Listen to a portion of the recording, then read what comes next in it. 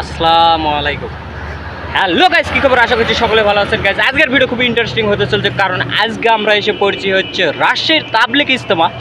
যে তাবলিগ ইজতেমা তা হচ্ছে এই বিমানবন্দর রোডের পাশে অবস্থিত। তো আপনাদের পুরো ভিডিওতে আমি এই তাবলিগ ইজতেমা সম্পর্কে আলোচনা করব, আপনারা সঙ্গেই থাকুন। আমরা নবীন আহলে হাদিস ওহির পথের নওজোয়ান, শিরক বেদাত দূর করতে তাওহীদি সুধা করেছি পান। আমরা নবীন আহলে হাদিস ওহির পথের নওজোয়ান, শিরক বেদাত দূর করতে তাওহীদি সুধা করেছি পান। আমরা নবীন আহলে হাদিস ওহির পথের নওজোয়ান, শিরক বেদাত দূর করতে তাওহীদি সুধা করেছি পান। বদর উহুদ খন্দক এবং মুতার তপ্ত ময়দানে বীর দিলের জীবন যারা ওহির বাণীর জয় গানে।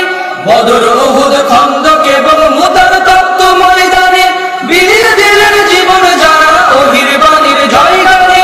বদর উহুদ খন্দক এবং মুতার তপ্ত ময়দানে বীর দিলের জীবন যারা ওহির বাণীর জয় গানে। ঈমান ও আমলে হয়ে বলিয়ান করেছে কায়েম ইলাহি বিধান। ঈমান ও আমলে হয়ে বলিয়ান করেছে কায়েম ইলাহি বিধান। সমাজ গড়ার এই রাজপথে হইনি মোরা ম্রিয়মান। আমরা নবীন আহলে হাদিস ওহির পথের নওজোয়ান, শিরক বেদাত দূর করতে তাওহীদি সুধা করেছি পান। আমরা নবীন আহলে হাদিস ওহির পথের নওজোয়ান, শিরক বেদাত দূর করতে তাওহীদি সুধা করেছি পান। বাতিলের সাথে আপোষ করিনি, করেছি মোরা কারাবরণ। নির্যাতনের শত কষ্টেও রবকে সদা করেছি স্মরণ। বাতিলের সাথে আপোষ করিনি, করেছি মোরা কারাবরণ। নির্যাতনের শত কষ্টেও রবকে সদা করেছি স্মরণ। বাতিলের সাথে আপোষ করিনি, করেছি মোরা কারাবরণ। নির্যাতনের শত কষ্টেও।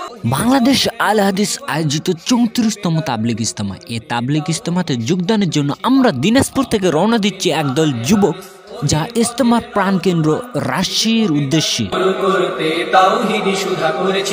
ইজতেমাতে যাতায়াতের জন্য আমাদের প্রধান বাহনই ছিল ট্রেন, এবং এই ট্রেনেই সকলে মিলে গাইতে থাকলাম সুন্দর কিছু ইসলামিক জাগরণী।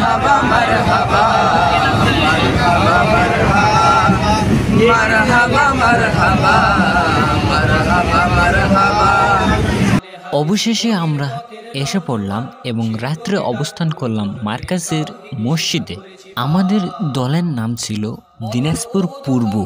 দিনাজপুর পূর্ব স্বেচ্ছাসেবক হিসেবে আমাদের যা যা দায়িত্ব পালন করতে হবে তা সেখান থেকে বুঝিয়ে দেওয়া হলো।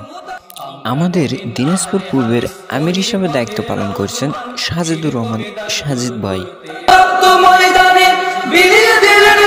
পরদিন সকালে দেশের বিভিন্ন প্রান্ত থেকে আগত স্বেচ্ছাসেবকগণ চলে গেলাম ইজতেমার মাঠে, এবং সেখানে মাঠ পরিষ্কার সহ খড় বিছানো আরো বিভিন্ন কাজ করানো হলো আমাদের দ্বারা।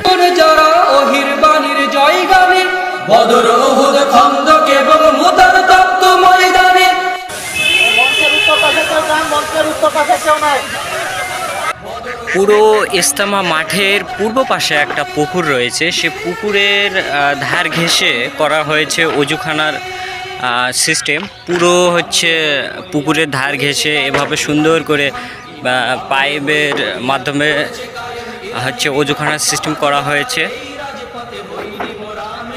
এই যে এখানে রয়েছে পাম্পের সাহায্যে পানি হচ্ছে টাঙ্গিতে কিছুক্ষণের জন্য হচ্ছে আবদ্ধ করা হবে, তারপরে হচ্ছে মানে সময় সময় এখানে পাম্প স্টার্ট করা হবে আর কি।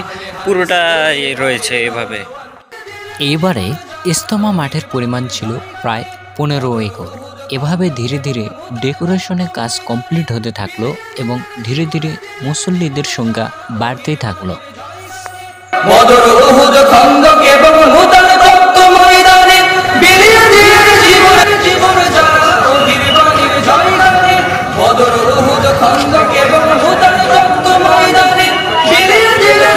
ইজতেমা শুরুর একদিন আগে বিভিন্ন জেলার স্বেচ্ছাসেবকগণকে নির্দিষ্ট এক প্রকার পোশাক, বাঁশি এবং লাঠি দেওয়া হলো, এবং বিভিন্ন জনকে বিভিন্ন জায়গায় দায়িত্বরত দেওয়া হলো। আমাদের দিনাজপুর পূর্বের স্বেচ্ছাসেবকগণের দায়িত্ব ছিল 1 নম্বর গেটে। দায়িত্বরত প্রতিজনকে 3 শিফটে দিনে এবং রাতে মিলে 8 ঘন্টা করে ডিউটি পালন করতে হতো। শিরক বেদাত দূর করতে তাওহীদি সুধা করেছি পাপ। এটি ছিল জুমার দিনের ছালাতের দৃশ্য। এদিনে ইজতেমায় প্রধান অতিথি হিসেবে উপস্থিত ছিলেন বর্তমানে বাংলাদেশের 1 নম্বর ধনী ব্যক্তি এবং দ্বাদশ জাতীয় সংসদ সদস্য সালমান এফ রহমান।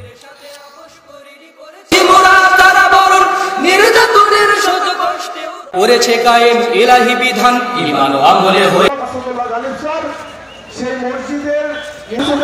1 নম্বর গেটের ধার ঘেঁষে রয়েছে পুলিশ কন্ট্রোল রুম সহ হাদিস ফাউন্ডেশনের লাইব্রেরি এবং রয়েছে আরও বিভিন্ন প্রকার লাইব্রেরি, যেখানে রয়েছে বিভিন্ন প্রকার হাদিসি বই, কোরআন মাজিদ সহ আরও বিভিন্ন প্রকার লেখকের বইয়ের সমাহার। নবীন আহলে হাদিস ওহির পথের নওজোয়ান, শিরক বেদাত দূর করতে তাওহীদি সুধা করেছি পান। আমরা নবীন আহলে হাদিস ওহির পথের নওজোয়ান, শিরক বেদাত দূর করতে তাওহীদি সুধা করেছি পান। বাতিলের সাথে আপোষ করিনি, করেছি মোরা কারাবরণ। খাবারের জন্য প্রত্যেকটা স্বেচ্ছাসেবককে দেওয়া হচ্ছিল একটি করে কুপন, যাতে সে ফ্রি খাবার খাইতে পারবে এবং অন্যান্য ব্যক্তিবর্গদের জন্য একটি নির্দিষ্ট পরিমাণের ফি নির্ধারণ করা হয়েছিল।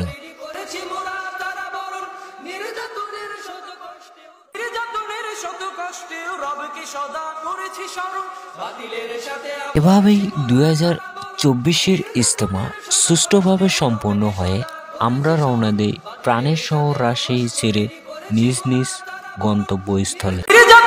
শত কষ্টে রবকে সদা করেছি স্মরণ, বাতিলের সাথে